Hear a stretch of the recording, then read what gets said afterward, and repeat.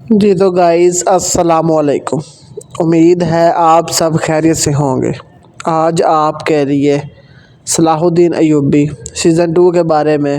کچھ انفارمیشن لے کر حاضر ہوئے ہیں۔ تو چلیں آج کی ویڈیو کا آغاز کرتے ہیں، لیکن ویڈیو سٹارٹ کرنے سے پہلے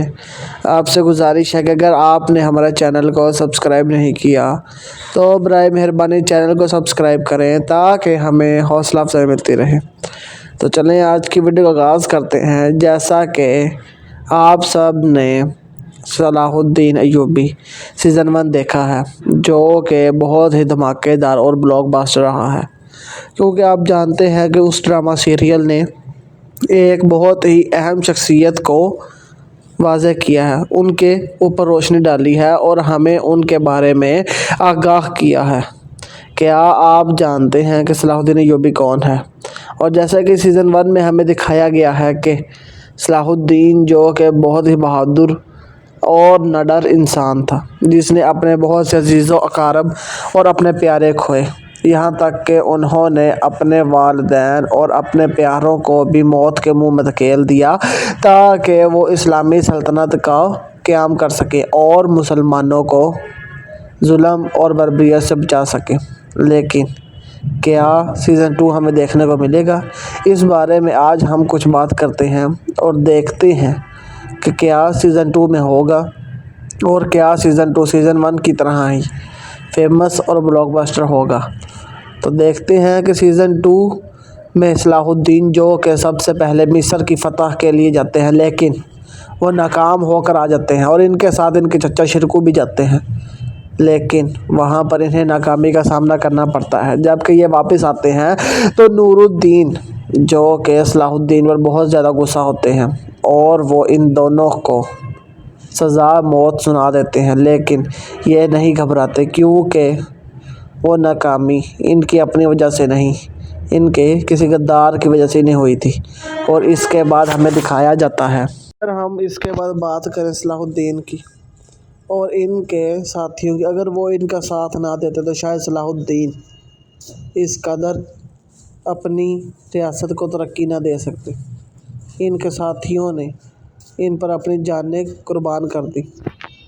ان کے بہت سے ساتھی ان کی آنکھوں کے سامنے شہید ہو گئے اور ان کے اپنے بھائی جو کہ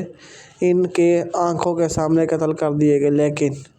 یہ اپنے مقصد سے پیچھے نہیں ہٹے کیونکہ وہ جانتے تھے کہ اگر وہ اپنے مقصد سے پیچھے ہٹ گئے تو عالم اسلام جو کہ پہلے ہی پارا پارا ہو چکا ہے، بہت ہی برا حال ہو جائے گا۔ وہ جانتے تھے کہ اگر وہ اس مقصد پر ڈٹے رہے تو ایک دن وہ ضرور کامیاب ہو جائیں گے، اور یہی ان کا مقصد ان کو ان کی پایا تکمیل یعنی کہ ان کی کامیابی اور ان کی منزل تک اس نے پہنچایا، اور یہی مقصد تھا جس کے تحت انہوں نے ایک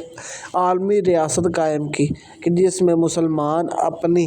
آزادی سے اپنی زندگی گزار سکتے تھے اور مسلمانوں کو کسی بھی قسم کی کوئی بھی غلامی کا سامنا نہیں کرنا پڑتا تھا۔ ہر مسلمان آزاد تھا اور وہ اپنی ریاست